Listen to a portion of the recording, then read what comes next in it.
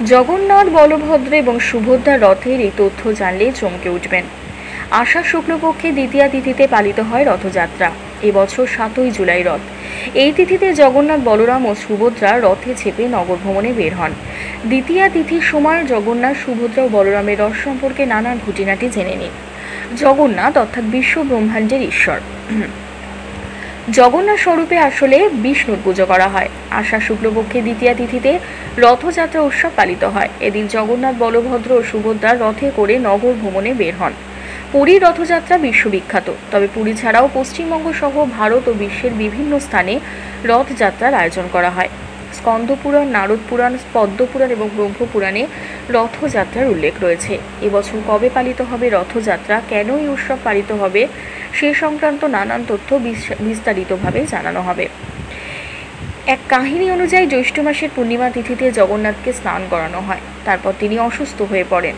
তারপর প্রায় 15 দিন জগন্নাথকে একান্তবাসে রেখে তার সেবা শুশ্রূষা করে তাকে সুস্থ করে তোলা হয়। আষাঢ় মাসের শুক্ল তৃতীয়া তিথিতে জগন্নাথ সুস্থ হয়ে একান্তবাস সমাপ্ত করেন এবং সকলকে দর্শন দেন। জগন্নাথের দেখা পেয়ে সকলে আনন্দিত হয়ে রথযাত্রার আয়োজন করেন। অন্য এক পৌরাণিক কাহিনী অনুযায়ী সুভদ্রা দ্বারকা দর্শনের ইচ্ছা প্রকট করলে কৃষ্ণ ও বলরাম পৃথক পৃথক রথে বসে নগর ভ্রমণে বের হন। মনে করা হয় এরপর থেকেই প্রতি বছর রথযাত্রা আয়োজিত হয়। আর এক প্রচলিত বিশ্বাস অনুযায়ী ইহলোক ত্যাগের পর কৃষ্ণের সঙ্গে বলরাম ও সুভদ্রার পার্থিব শরীর সমুদ্র তীরে দাহ সংস্কার করা হয়। সে সময় সমুদ্র তীরে ঝড়ের বেগে দ্বারকাধীশের অর্ধদগ্ধ শব সমুদ্রে প্রবাহিত হয়ে পুরী পৌঁছায়। পুরীর রাজা সেই 3 শব তুলে পৃথক পৃথক রথে বিরাজমান করান। নগরের লোকেরা নিজে সেই রথ টেনে সারা নগর ঘোরান।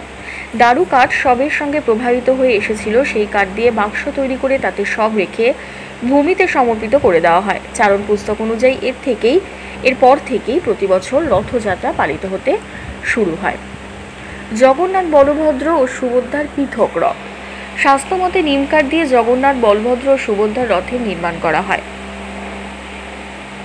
বসন্ত পঞ্চমী তিথি থেকেই রথের উপযুক্ত কাঠ নির্বাচন করা হয়। রথ নির্মাণে পেরেক, কাঁটা বা অন্য কোনো ধাতু ব্যবহার করা হয় না।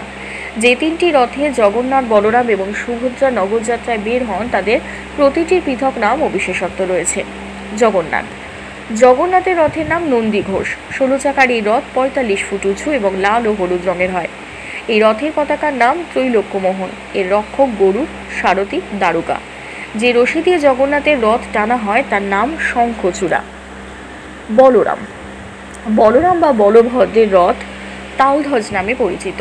14 চাকা বিশিষ্ট 43 ফুট উঁচু এই রথ লাল, নীল ও সবুজ রঙের হয়ে থাকে। তালধ্বজের চূড়ায় যে পতাকা শোভা পায় তার নাম উনানি। এই রথের রক্ষক বাসুদেব, সারথি মাতালি, দড়ির নাম স্বর্ণচূড়া।